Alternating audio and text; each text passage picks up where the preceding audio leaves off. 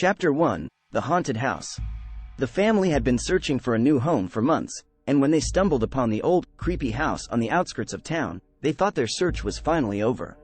The house had a certain charm to it, with its creaky wooden floors, antique furniture, and beautiful stained glass windows. It was exactly what they had been looking for. However, their excitement soon turned to unease as they began to hear stories about the house from their new neighbors. They were warned to stay away from the house, that it was cursed and that strange things happened there. But the family dismissed these warnings as superstitions and rumors. As they entered the house for the first time, the air seemed to grow colder, and a chill ran down their spines. The house was dimly lit, and the shadows danced on the walls as the family walked through the rooms.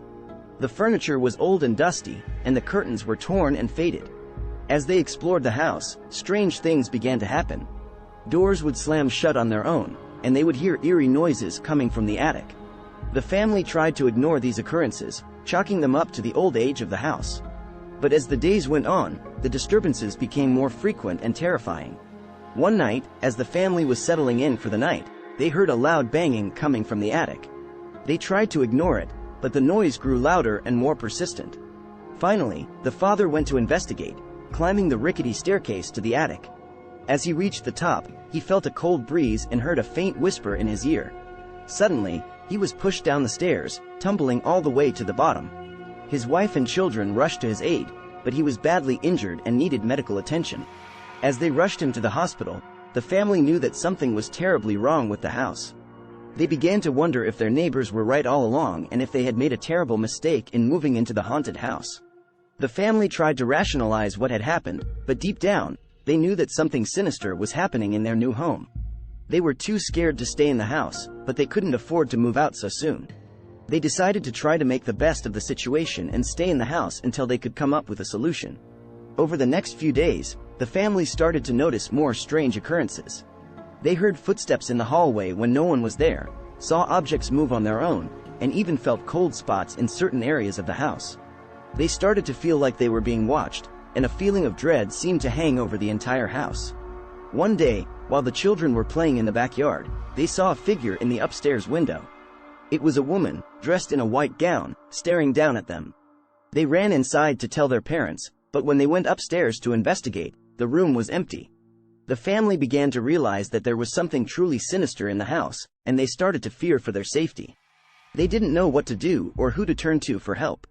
They felt trapped, like they were prisoners in their own home. As the days went on, the disturbances grew more frequent and more terrifying. They heard voices whispering in their ears, saw apparitions in the hallways, and felt an evil presence in every room of the house.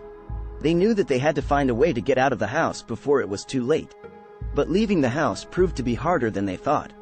Every time they tried to leave, they found themselves unable to open the doors or windows. It was like the house was keeping them trapped inside, unwilling to let them go. The family began to realize that they were in grave danger and that they needed to find a way to break the curse of the house. They didn't know how to do it, but they knew that they had to try if they wanted to survive. Chapter 2: The Unseen Entity. As the family continued to experience strange and terrifying occurrences in the house, they began to feel like they were under constant surveillance.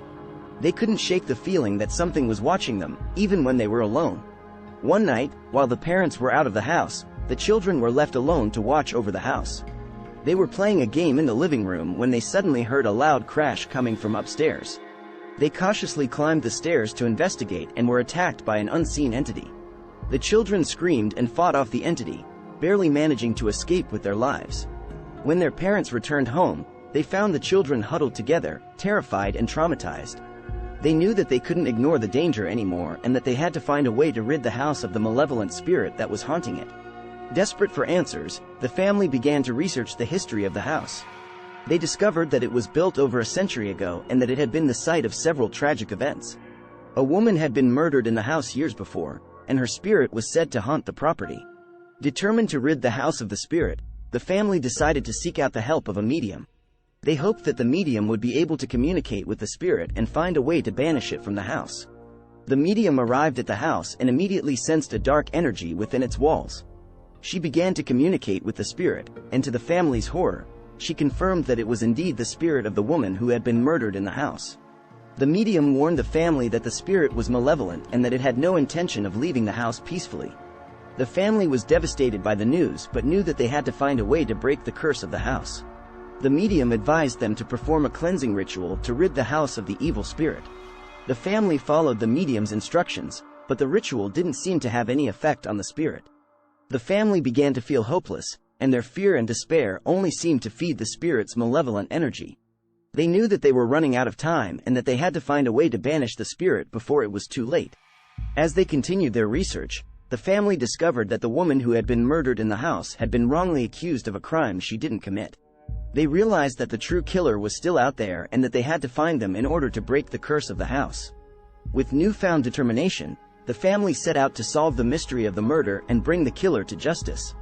They hoped that by doing so, they could finally rid the house of the evil spirit that had been tormenting them for so long.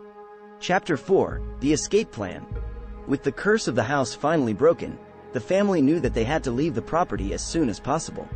However, they soon realized that they were trapped in the house, unable to escape. Every door and window seemed to be sealed shut, and the family was unable to find a way out. They were once again at the mercy of the malevolent spirit that had haunted them for so long. Desperate for a way out, the family turned to the historian who had helped them uncover the truth about Rebecca's murder. The historian revealed that there was a secret passageway in the house that had been sealed off for years. He believed that the passageway might lead to an exit. With the historian's help, the family was able to find the passageway and break through the sealed entrance. They crawled through the narrow, musty tunnel until they reached the other side. They emerged from the passageway to find themselves outside the house, free at last.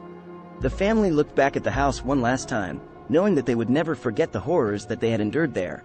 They knew that the house would always hold a dark place in their memories, and they were grateful to have escaped with their lives. As they drove away from the house, the family felt a sense of relief and hope for the first time in months.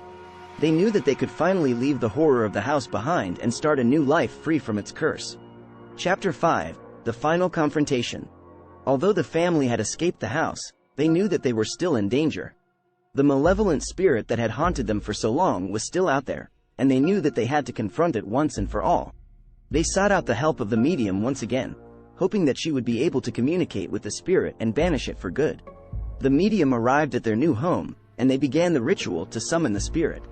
As they performed the ritual, the family could feel the malevolent energy building around them. They knew that they were in for a fierce battle, but they were determined to banish the spirit once and for all. Suddenly, the spirit appeared before them, a terrifying and malevolent presence. The family fought back with all their might, determined to banish the spirit from their lives forever. In a final, terrifying showdown, the family managed to banish the spirit from their lives. The malevolent energy dissipated, and they were left with a sense of calm and peace. The family knew that they had finally rid themselves of the curse of the house and the malevolent spirit that had haunted them for so long. They were finally free from the horror that had engulfed their lives for so many months, and they could finally start a new chapter in their lives, free from the past. Epilogue. Years had passed since the family had escaped the haunted house, and they had moved on with their lives. They had left the past behind and had started anew, creating new memories and building a new future for themselves. However, the memories of the haunted house still lingered in the back of their minds. They knew that they could never truly forget the horrors that they had endured there, and they were reminded of it every time they drove by the old property. Despite the trauma that they had endured, the family was grateful for the experience. It had taught them the power of perseverance and had brought them closer together as a family. The family had learned that sometimes the greatest challenges in life can become the greatest opportunities for growth and strength. They had emerged from the horror of the haunted house stronger and more resilient than ever before. And although they knew that they would never forget the horror of the haunted house, they were grateful for the lessons that they had learned and the strength that they had gained. They knew that they could face anything that life threw their way, and they were ready for whatever the future held.